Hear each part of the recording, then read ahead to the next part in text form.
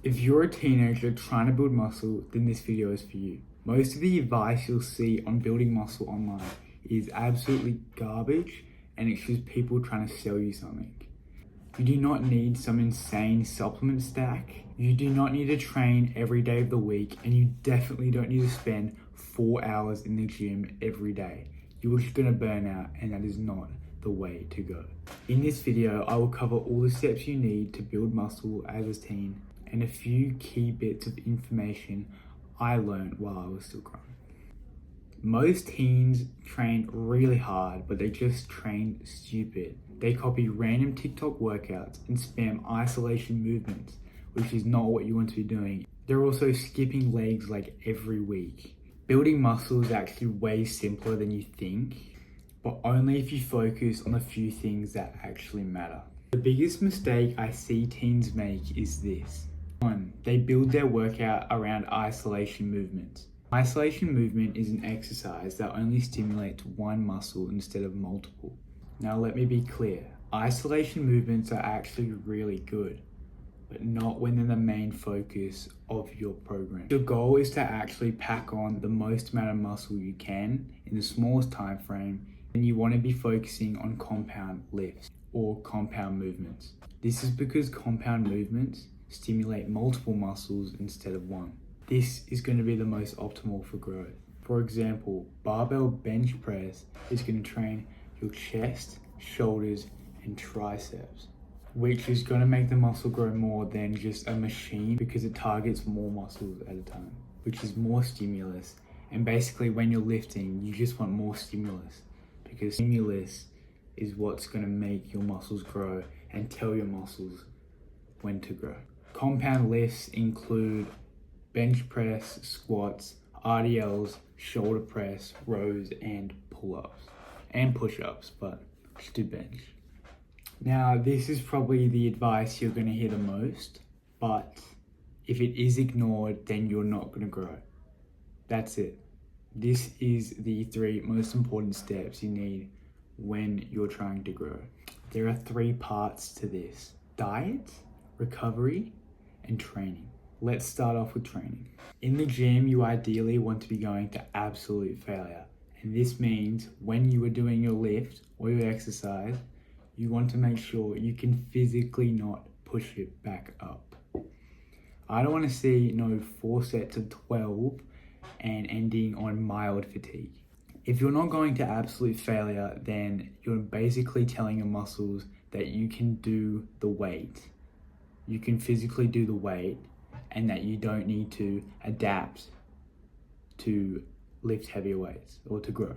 Going to failure is basically what's going to tell your muscle to grow. It forces your muscles to grow because if you tell your body that you cannot do this weight, it's going to want to adapt, recover, and build more muscle so that you can push the weight next time you do it. Also, research has shown that failure is the most optimal for growth when you're in the gym. You also ideally want to be doing 2 to 3 sets till failure, 2 to 3 sets till failure for the most growth. Any more, you're doing too much volume and you're just putting too much stress on the muscle and it's not going to be able to recover. Anything less is too little volume and you're not training hard enough for your muscle to grow.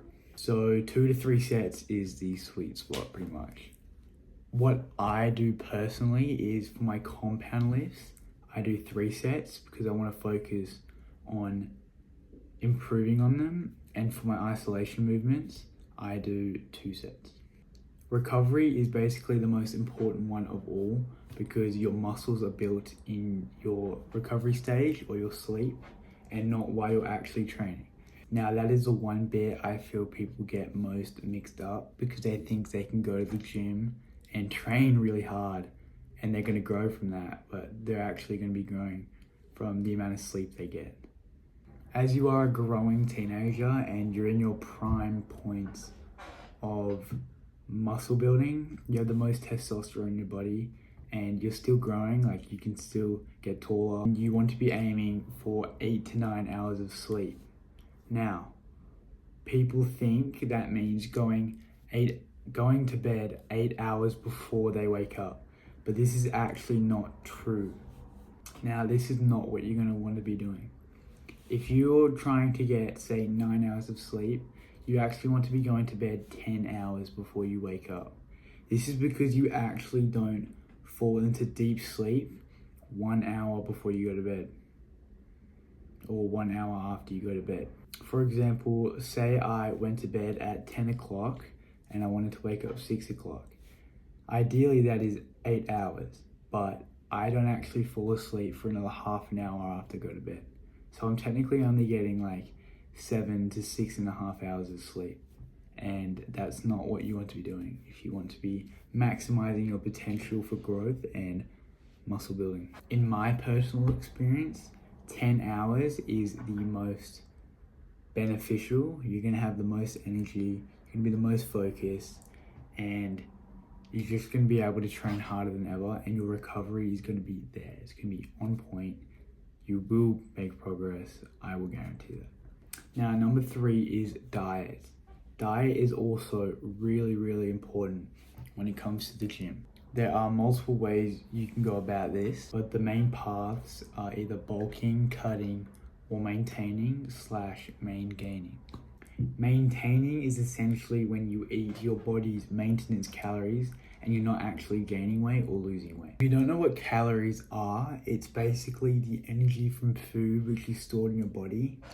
And if you eat excess amount of energy, say you're bulking, and you eat excess amount of energy, your body's going to save that energy for later and store it as extra weight on your body for the next day.